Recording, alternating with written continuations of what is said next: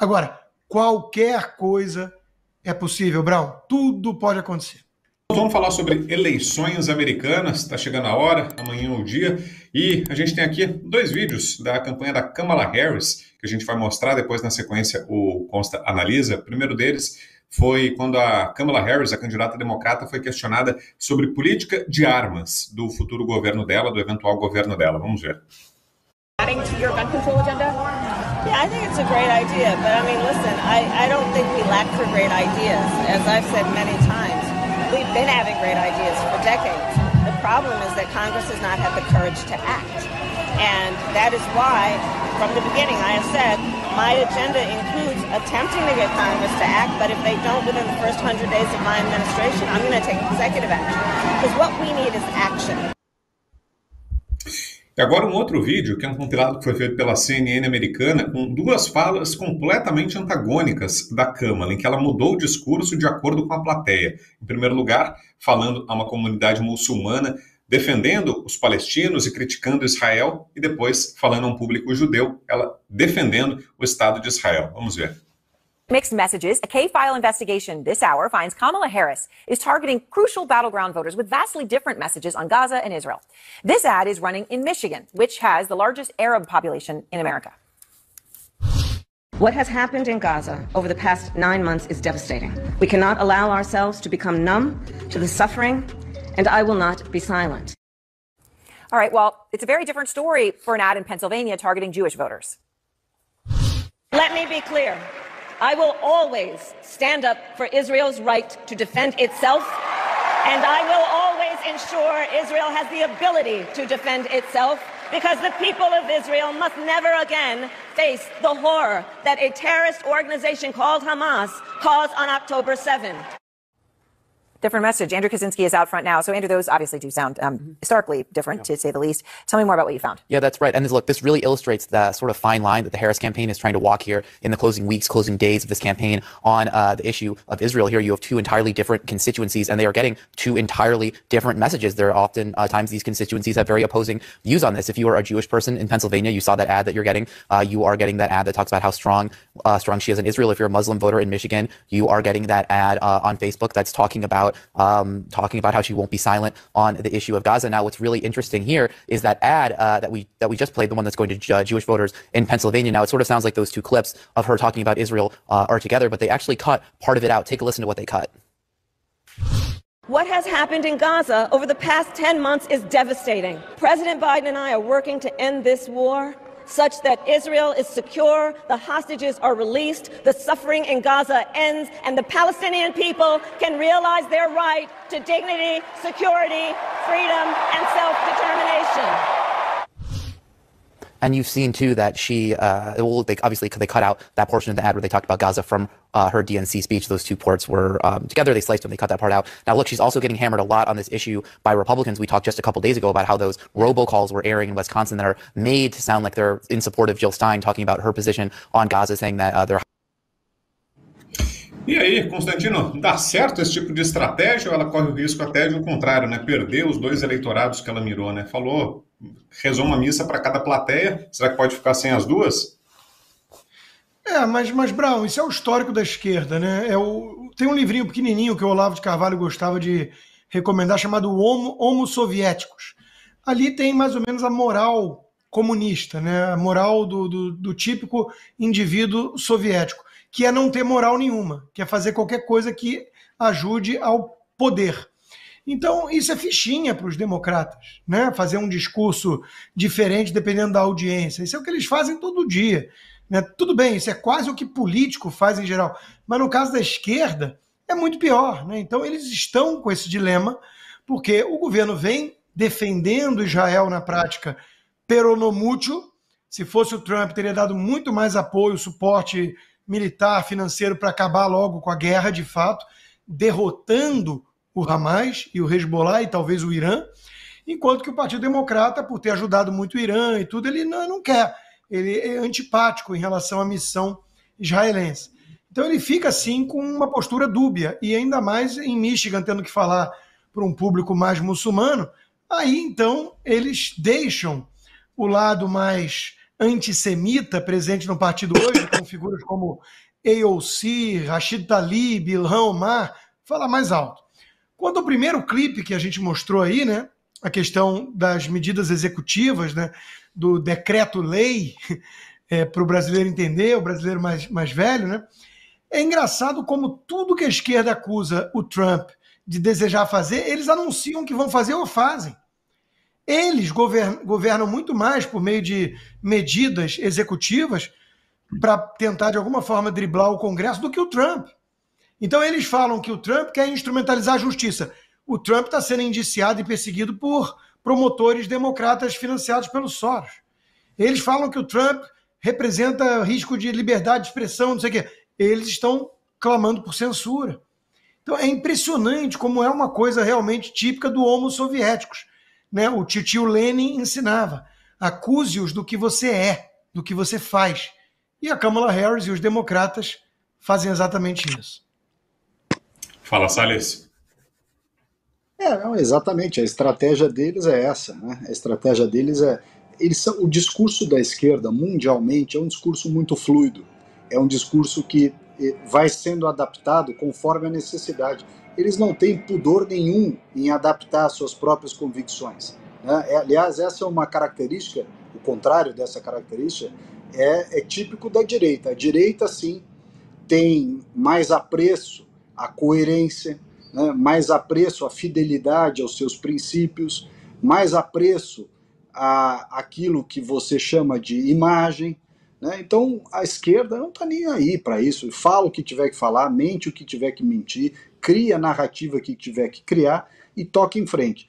O que é interessante, porque nessa onda dos democratas, né, nesses estados mais democratas, você vai a Nova York, por exemplo, você conversa com um típico nova-iorquino democrata, assim, sobretudo de mercado financeiro ou advogado, que é o pessoal com quem eu tive sempre muito contato como trabalho, e a pessoa, ela vem numa linha de raciocínio, de repente ela pula completamente o raciocínio do que ela estava falando e se contradiz lá atrás. É muito fácil, do ponto de vista retórico, você pegar essa pessoa num debate, num tipo de debate one-to-one, né, um contra o outro, ou num pequeno grupo seleto.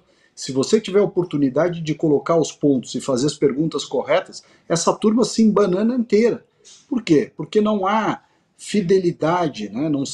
Não há um compromisso com os princípios e valores. E aí a pessoa que não segue uma filosofia, princípios e valores que têm uma certa coerência entre si, são facilmente pegas em contradição e, portanto, na inconsistência dos seus argumentos. Esses vídeos diferentes, esses posicionamentos da Kamala Harris, eles são típicos, né, do pessoal de esquerda e fazem isso no mundo inteiro, como fazem aqui no Brasil também.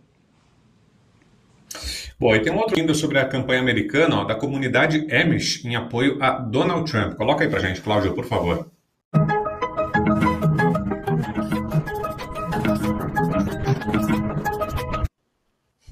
Fala um pouquinho pra gente sobre isso, Consta, qual a importância aí desse grupo, desse apoio? Olha, todo grupo, né, que apoia é bem-vindo.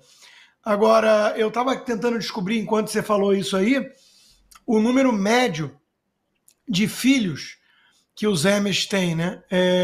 Tá aqui a resposta. De 6 a 8. De 6 a 8 filhos. Basta essa informação para você entender por que eles têm que apoiar o Trump. Nós estamos num nível tão estranho de insanidade esquerdista nos Estados Unidos, né? Que tem gente ligada ao Partido Democrata, ou comentarista de opinião em canal aí de esquerda e tudo, que diz que a pressão republicana para que a América tenha mais filhos é algo fascista. O J.D. Vance, vocês vão lembrar, né? Ele teve uma tirada lá atrás, que ele falou o público-alvo da Kamala Harris, da campanha democrata, são as mulheres com 6 gatos, né? Isso era um grupo que ele estava tentando definir ali como a típica mulher que acreditou no feminismo, portanto, achou que todo homem era canalha, engravidou de uns 5 e matou os bebezinhos no ventre, porque defende o aborto. Então é um pacote, né? E acha que o pet substitui o filho e não sei o quê, e está solitária, rancorosa, amargurada e vota na esquerda. Então, não quer dizer que toda mulher que tem gato é de esquerda ou ruim, nada disso. É um grupo, você entende? O Amish é um grupo, né, que, acima de tudo, tem muito filho. E é uma informação imediata que vem à mente quando a gente fala deles. Então, automaticamente estão em confronto. Eu estou meio que brincando, né, mas por trás das brincadeiras tem um fundo de verdade. Existe uma crise no Ocidente de fertilidade, de natalidade, né? E a esquerda, com seu discurso e suas bandeiras, não está ajudando em nada nisso. Aí a gente pensa, né, que do outro lado tem os muçulmanos formando haréns e filha até dar com pau, né? E se armando, e invadindo de forma ilegal, inclusive, mas com uma certa leniência do Ocidente e tudo, esse negócio não vai acabar bem lá na frente. Fala, Celes. Eu vi um filme outro dia no avião, que era justamente, talvez o Rodrigo saiba o nome desse filme. O filme se passa numa revolta, eu não lembro exatamente qual era o motivo, uma revolta de diversas regiões e grupos nos Estados Unidos contra o governo central. E aí, mas é um filme, não é da época da secessão, é um filme como se estivesse acontecendo agora. E os caras vão até Washington para depor o presidente. E aí, esse pessoal americano, que é mais conservador, que tem arma, que tem esses grupos bem armados e tal, com os grupos militares ou paramilitares estaduais, chegam até Washington, cercam a Casa Branca, explodem tudo lá e pegam o presidente dos Estados Unidos e dizem que ele é um traidor e tal, e no meio do caminho os caras dão um tiro nos imigrantes. É um filme muito interessante, é um filme novo, assim, novo, não sei se é desse ano, do ano passado, mas é um filme recente. Você sabe qual que é? É o Guerra Civil, que é com o brasileiro, com o Marco Ru, com o Wagner Moura ou não? Esse mesmo, que tem o Wagner Moura, exatamente. Esse aí. Mas enfim, por que eu estou citando esse filme? Eu assisti esse filme no avião, assim, meio dormindo, meio acordado, mas o que é interessante é o seguinte: de um lado, os democratas, que ficam com esse discursinho frouxo e tudo, se der uma cagada nos Estados Unidos, com essa invasão de imigrante, com esse monte de muçulmano, com o escambau que está acontecendo lá, vai tudo correr por baixo da mesa. Né? É aquele... O sujeito democrata é o sujeito que, assim, você falar de arma na frente dele, o sujeito tem contrações, né? Quer dizer, o sujeito não sabe atirar, não sabe ir pro pau, vai precisar dos republicanos, a turma mais casca-grossa, para defender o país, para defender o que tiver que ser defendido. Porque esses democratas, tudo meio afeminado, e as mulheres tudo meio esquisita e tal, essa turma não vai conseguir defender nada. Não vai conseguir defender nada nos Estados Unidos. Então é interessante isso. Se você transpõe esse mesmo raciocínio para a Europa, né, outro dia circulou um vídeo, a semana passada circulou um vídeo de um casal, eu não sei em que país é aquilo, mas é na Europa. O casal com a criancinha no carrinho de bebê, aí vem um sujeito que é claramente muçulmano e dá um tapa na criança. E o pai pega a criança no colo e sai assim meio para trás dizendo: ai, não mexe com meu filho. O cara sentou a porrada no filho dele e ele não fez nada. Quer dizer, o que faria um pai numa situação normal? Vai para cima do cara, cobre o cara de porrada, e foda-se. Né? O cara não, ficou com medo do muçulmano. O muçulmano sentou um tapa numa criança, sei lá se tinha 3, 4 anos, e ainda saiu falando umas barbaridades lá. Então veja, essa sociedade xoxa, fraquinha, está gerando esse tipo de situação aí. E olha, ainda sobre a eleição americana, quem divulgou uma mensagem foi o ex-presidente Jair Bolsonaro. Divulgou um vídeo nas redes sociais manifestando apoio a Donald Trump. Vamos ver. Eleições nos Estados Unidos, o maior país democrático do mundo. Em cena, o maior líder conservador da atualidade, Donald Trump. Em seu governo, os Estados Unidos projetava poder. Não tivemos guerras. A paz se fez presente em todo o globo. Hoje vemos guerras, a volta do terrorismo e a censura aprisionando a todos.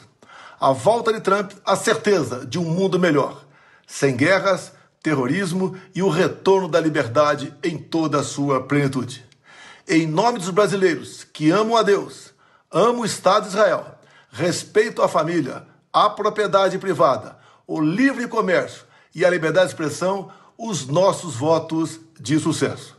Jair Bolsonaro, ex-presidente da República, inelegível, sem ter cometido um crime sequer. Estamos juntos. Então a mensagem do ex-presidente Bolsonaro. Deixa eu inverter a ordem, começar aqui contigo, Salles. Será que está correta essa previsão do ex-presidente? Uma vitória do Trump amanhã tem esse efeito no restante do mundo, esse efeito dominó pela liberdade em outras partes, aqui no Brasil também? Produz esse efeito, Salles?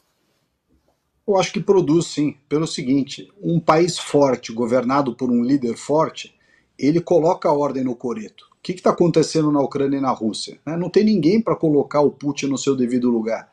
O próprio avanço daqueles árabes todos em cima de Israel, né, leva em consideração uma certa fraqueza do apoio americano para Israel.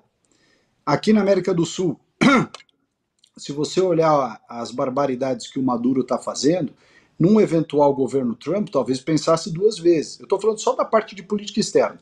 Para o Brasil, aí sim é evidente que tem consequências, né?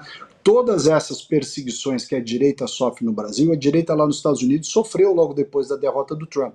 Portanto, o Trump já virá, se Deus quiser será reeleito, o Trump será eleito, o Trump já virá com esse sentimento que de fato precisa combater a censura, precisa combater o ativismo judicial, precisa combater justamente esse exercício arbitrário desses poderes todos sobre a direita aqui no Brasil, e os presos do 8 de janeiro são o caso mais emblemático disso.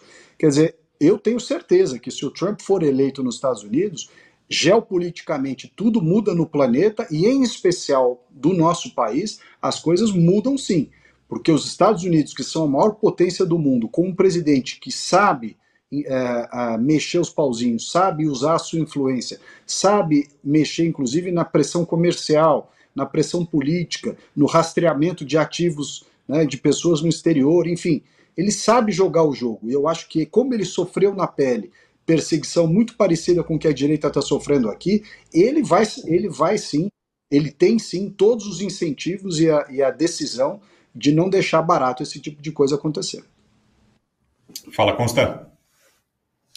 É muito importante a vitória do Trump para a direita no mundo todo. Acima de tudo, né, mostrar uma espécie de retorno depois da tentativa do sistema de moê-lo, destruí-lo, empichá-lo, matá-lo. Não vou dizer que foi o sistema, mas enfim.